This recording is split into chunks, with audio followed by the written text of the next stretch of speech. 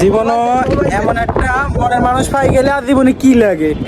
মাইয়া থাকে আমেরিকা, ওইখান থেকে অর্ডার দিছে একটা পার্সেল, যেটা আমাদের বাংলাদেশে চলে এসেছে, বাংলাদেশে কুরিয়ান সার্ভিসের মাধ্যমে। দেখো বেবিটার জন্য একটা গেঞ্জি পাঠাইছে, এত সুন্দর আর এত কিউট, ভাই বিশ্বাস করতেন না, আমি দেখলাম তো একবারই ফাগ। মনে করেন, দেখেন দেখেন দেখেন, দেখছেন চমক, এটাই আমাদের এই বেবির জন্য।